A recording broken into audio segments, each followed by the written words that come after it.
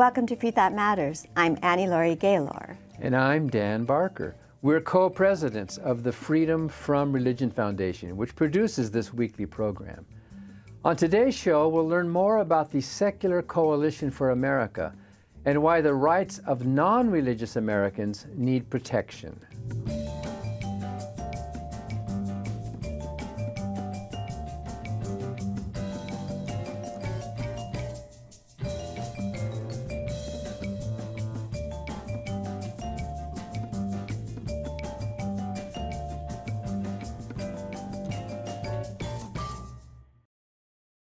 The Freedom from Religion Foundation, which produces Freethought Matters, is the nation's largest association of free thinkers. That's atheists, agnostics, and other non-believers.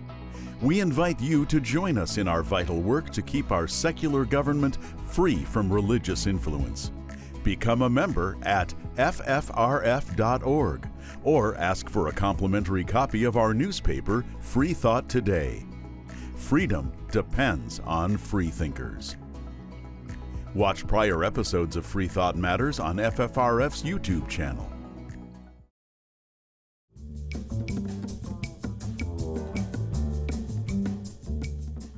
Do non-religious Americans need protection? Our guest today says so. Stephen Emmert is the executive director of the Secular Coalition for America, an advocacy group in Washington, D.C., which works to protect the equal rights of non-religious Americans. Steve Emmert has worked in the policy, advocacy, and health sectors for many years. He served as a director or director of operations officer at Planned Parenthood affiliates, at the National Coalition of Abortion Providers and the YWCA, and Us Helping Us, serving Black gay men. Stephen has advocated for health access and equity in 8 state capitals, as well as on Capitol Hill. The Freedom from Religion Foundation is one of the 20 groups now part of the Secular Coalition for America. Welcome to Freethought Matters, Stephen. Thank you both. It's great to be here. So before we get into the nitty-gritty of the Secular Coalition for America and what it does, can we ask what your journey to Freethought and secular activism has been? I was reared in a small town in northwest Iowa. There were 32 people in my high school graduating class, so you have an idea how small it was. And that was 3 towns. Church was a very important factor for everyone in the community. And so the thought of not believing really wasn't even a consideration. Everybody was at one of the churches in town on Sunday morning. I attended a Lutheran college for my undergraduate years. And while I always had a lot of questions, and I know I had Sunday school teachers who did not appreciate me, I kept going to church because that's what people did on Sunday mornings. And my first job out of graduate school was with Planned Parenthood of Houston. And there I met people who found that they could be good people and not go to church. And that realization sort of struck me at that time. I was, early 20s, going like, yeah, I don't really buy into any of this. Why do I continue going? And so that sort of outed me to the world of the non-religious individuals. Did you have any problem growing up in small-town conservative America being a gay person in that environment? Oh, God, yes. Or not, or maybe other, just yes. I was always certain that it was just a phase because, of course, God wouldn't do this to me if this was something that God frowned upon. But clearly it wasn't a phase, but it certainly complicated my feelings towards religion, my feelings towards myself.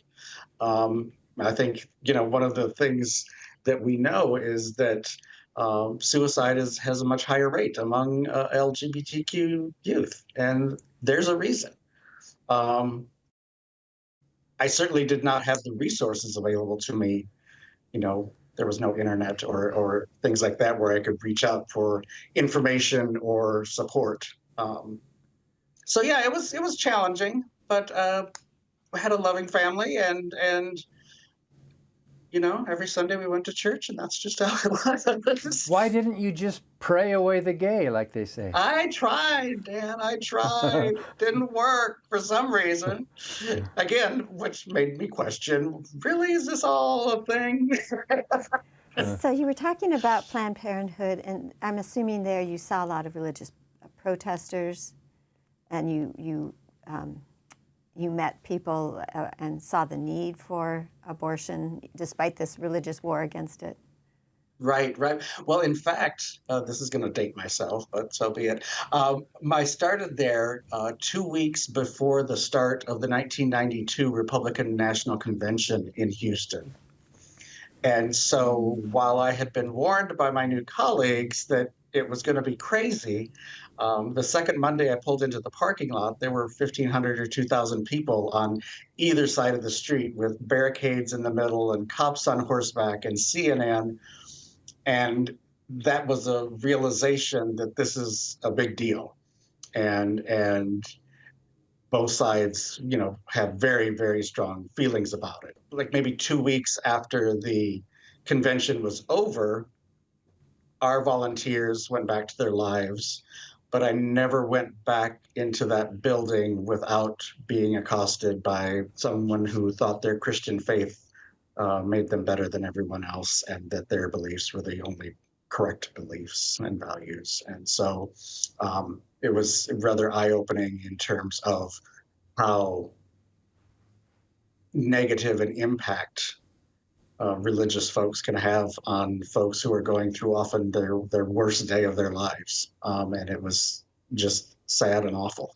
And it continues to this day in a worse way. Of course. So you've seen the real-life effects of mixing religion and government and religion interfering in people's lives. Now you work for the Secular Coalition for America, which might be somewhat similar. Tell us, what is the Secular Coalition for America, and what are the purposes and the agendas of the group? So the Secular Coalition for America was founded over 20 years ago as a lobbying organization, obviously here in Washington, D.C., to support all of the secular atheist and humanist organizations that are out there working nationally on other priorities. And so we now, as I mentioned, have 20 members, including FFRF, but everything from ex-Muslims to Black non-believers to the American Humanist Association, military atheists. And we try to be the voice for all of those disparate organizations in Washington, D.C. And so our lobbying efforts are on behalf of them, their members, their supporters, and all non-religious Americans. And can you remind us generally how many non-religious Americans there are today in the United States, Stephen? Certainly. So that number continues to rise, and the latest surveys indicate that nearly 30% of Americans do not identify with any religion, or as they are generally called, the nones, N-O-N-E-S, just to clarify. But again, that number is growing, and when you look at those under 30, that number is substantially higher, like nearly double.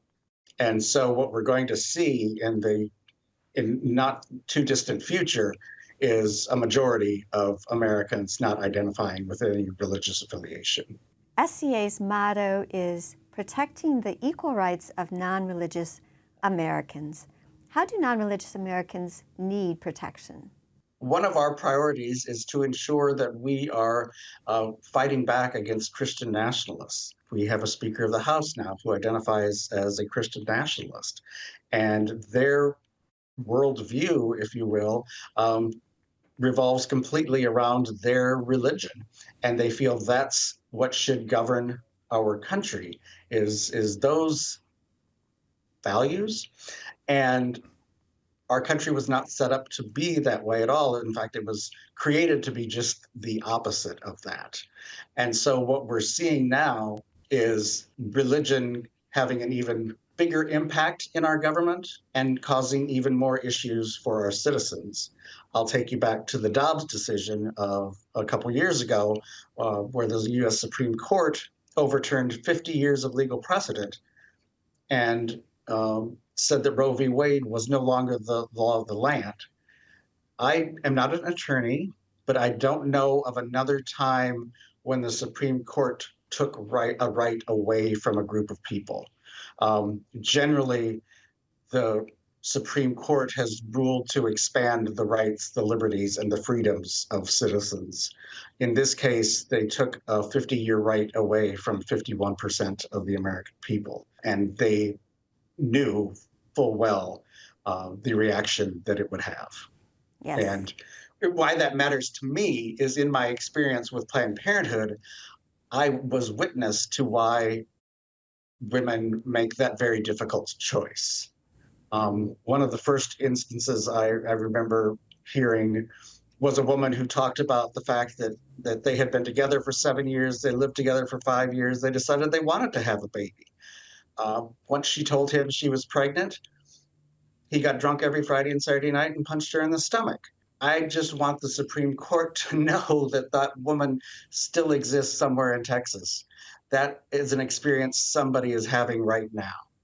And this is how religion is having such a negative impact when we mix it with our government. And you know, there's still that statistic that, at least in marriages or coupledoms, physical abuse often begins, or is most likely to begin, with pregnancy. So that's a lot of people being affected.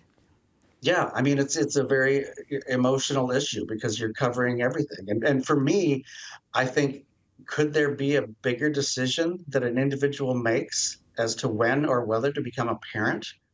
You know, I mean, that should garner a lot more thought than just going, well, I guess this is happening, because that causes a lot of problems. I mean, we had a state senator who was in Texas who represented the district where our clinic was. And while he was a practicing Catholic, he was also very pro-choice, because in the real world, he was an EMT. And when the priest was telling him that he may not allow him to have communion, why are you pro-choice? He said, how many infants do I need to see being used as ashtrays before recognizing the importance of making sure every child is a wanted child? And I think that gets to the heart of the matter of why it's best that these decisions are left to the individual. So talking about the rights and the protections for non-religious Americans, every school child has a right to be free in the public schools from somebody pushing their religion on them, or every citizen at a city board meeting, or even members of Congress themselves have a right to represent those of us who are non-religious. And speaking of Congress, the SCA is dealing with this new Congressional Freethought Caucus now, which is pretty exciting. Can you tell us a little about that, how many members there are and what they're doing, and how you interface with SCA? One of the features of the House of Representatives is that there are a number of groups that call themselves caucuses. We're all too familiar with the Freedom Caucus, yes, for example, unfortunately. But there's Representative Huffman from California and Representative Raskin from Maryland, about 5 or 6 years ago, created the Congressional Freethought Caucus, devoted to advocating and supporting bills that ensured the secular nature of our government. Now it consists of 24 members. Yeah. Some of them are, practicing religions, but they recognize the importance of separating church and state. So we work very closely with the staff of the CFC, as well as with, Congressman Huffman and Raskin, on issues that impact not only in support of, but also in opposition to a variety of bills that we keep a tab on. I think it's the most important development in Congress in terms of free thought, and it does show that our country is moving into a secularization and finally getting some representation. And I think so too, and I think that's also why Christian nationalists have become so much more aggressive, because they recognize the increasing political strength of non-religious people, and they see the direction the country is heading in, and it has upped their efforts to do everything they can while they can. I And think you're that makes absolutely it, right. yep. And I think, and so that is going to make the next few years, I was going to say more difficult, more challenging. There's the word I want, more challenging.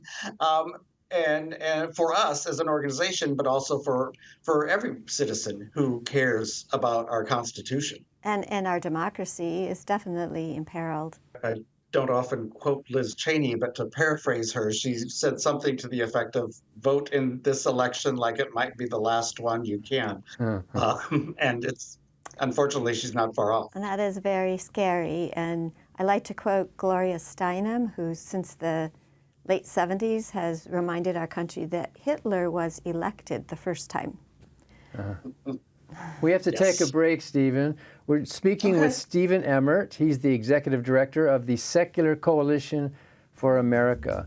And when we come back, let's talk about some key secular issues that the SCA is dealing with before Congress.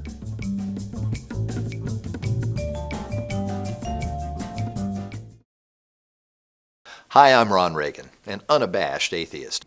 When I first recorded that commercial back in 2014, being openly atheist in America was still fairly uncommon. Today, the fastest growing religious group in the country is the non-religious, especially among the young.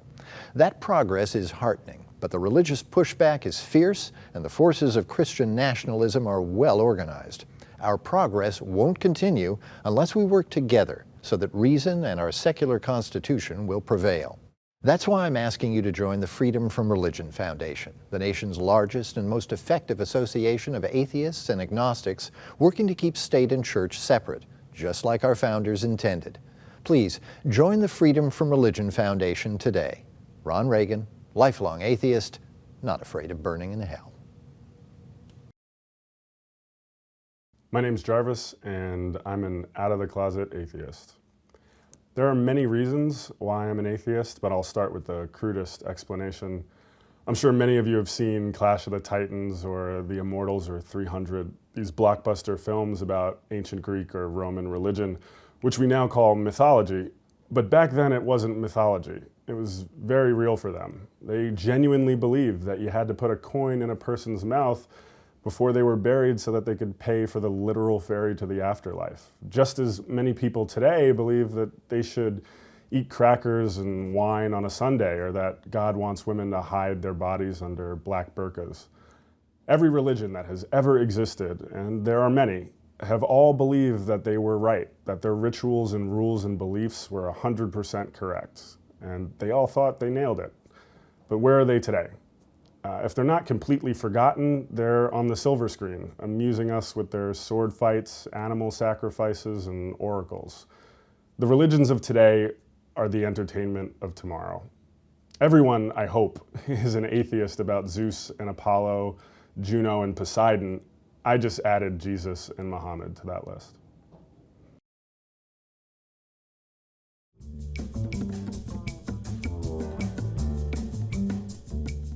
Welcome back to Free Thought Matters.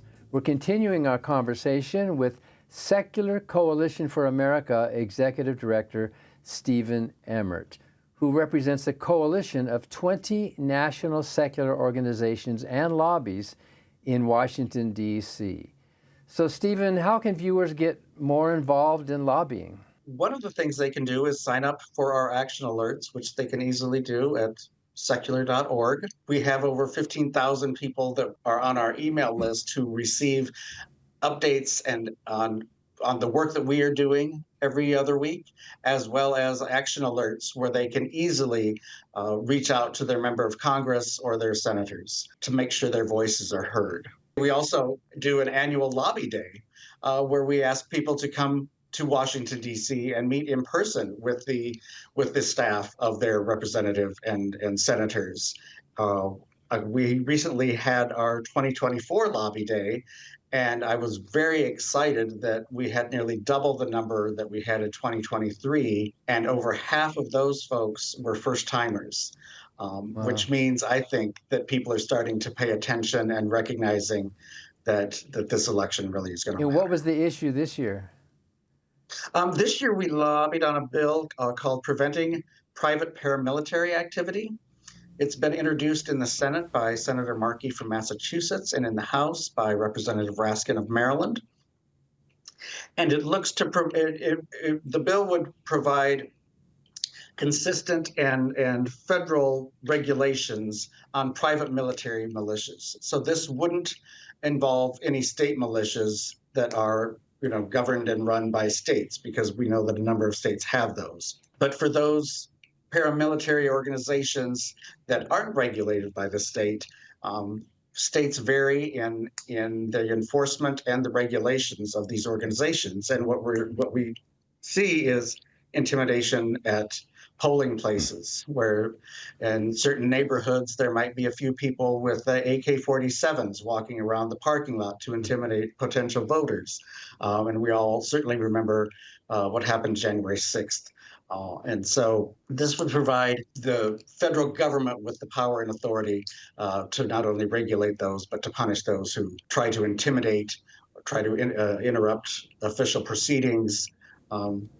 Written by an attorney and a constitutional law professor, so I can assure you it would meet the Second Amendment standards that so many people feel very strongly about. But why is this important to non-religious Americans? There is a huge correlation between Christian nationalism and paramilitary groups. And while some of them don't espouse it sort of on their website, based on what researchers have found, it's certainly the case in their internal communications. Many of them, the Southern Poverty Law Center has deemed as hate groups. And when you look at who was in Charlottesville providing security, that was part of, a Christian nationalist paramilitary organization, and intimidation is their calling card, and sometimes even worse. I mean, how many are in prison now because of January 6th? And FFRF and Joint Baptist Committee did do a collaborative report on the Christian nationalism at the January 6th insurrection, and it was certainly the commonality, the glue that held them all together. Now it seems like Congress is in a complete stalemate, but what are the key secular issues before Congress right now that SCA is working on? You brought up a very good point. Unfortunately, the dysfunctional House is barely able to keep the government doors open. So not much is getting done. But over 7,000 bills have been introduced, and obviously the vast majority, very few of them will ever actually become law. But we, as a secular lobbying organization, have to keep track of all of them and monitor where they are in terms of committees. Are they going to come out of committee? Are they ever going to have a hearing? Are they ever going to have a vote? They run the gamut from so crazy that there is no way it will even get a committee hearing, to ones that actually are very concerning. And one of the other bills that we are really paying attention to is called the Healthcare Transparency Act. It's health sharing Christian organizations that create pretend medical insurance. And they convince their fellow Christians to utilize them as their medical insurance carrier. And in actuality, they aren't insurance. And so they aren't regulated like insurance companies are based on the Affordable Care Act and other HHS regulations. And so what happens is people pay a monthly premium into these healthcare sharing ministries. And then when they need actual medical care, they're often denied because they go against the values of the health sharing ministry, or it's just too expensive. And then they say, oh, no, there's a $10,000 limit. And for anyone who's been in the hospital, for example, you can rack up $10,000 in bills in about 3 hours in a hospital, depending on what the care is that you need. And so it's leaving these people in very, very difficult, dire straits at a time when they need healthcare the most. And that's something we're really paying attention to because it's wrong and it's hurtful. So the bill would not stop these groups, it would just make it transparent. That's the point? That's the point, so that people understand what they're buying into. If you go to some of their websites, which I don't recommend, it does not make clear. Everything about it makes it sound like this is going to be great health insurance, and the people who share your values are signed up as well, and this is a great way to support the community. And nothing could be further from the truth. So being required to let people know upfront and boldly this is not health insurance would go a long way to protecting individuals. So in the minute we have left, I wonder if you could briefly mention some of the joint letters that the SCA periodically sends out to government officials that other groups like FFRF and member groups sign on to. Sure. I will talk about one in particular that we wrote when the current Republican candidate for president went on one of his rants and was talking about the communists, the arsonists, the atheists, and somebody else that he was going to, destroy or whatever he was going to do. We wrote a letter to his campaign on behalf of the Secular Coalition member organizations saying, while we don't really have anything against communists one way or another, we certainly don't care to be lumped in with arsonists. And I'm happy to report we have not heard him say anything about atheists since then. But those are the types of things we do in terms of bringing to people's attention, whether it's the Speaker of the House or Senator Hawley from Missouri, who, recently wrote an op-ed that was just wrong. And he has a law degree from an Ivy League school. He knows the Constitution, but sometimes they need to be called out on things like that. Well, thank you for calling him out, and thank you for your work. Happy to do it. And joining us today. Thank you for your work. And thank you for watching Freethought Matters. Because Freethought matters.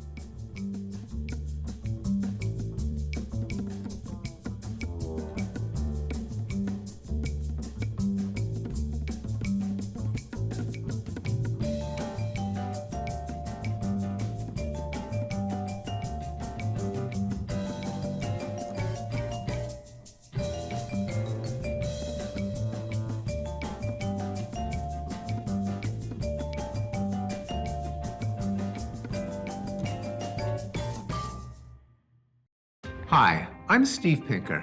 In my book, Enlightenment Now, I show that the world has become a better place as reason has been overcoming superstition and tribalism. But the values of the Enlightenment are under attack. That's why I'm a proud member of the Freedom from Religion Foundation, the nation's largest association of free thinkers working to keep state and church separate. Please join me in supporting the Freedom from Religion Foundation to ensure that our government is driven not by religion, but by reason.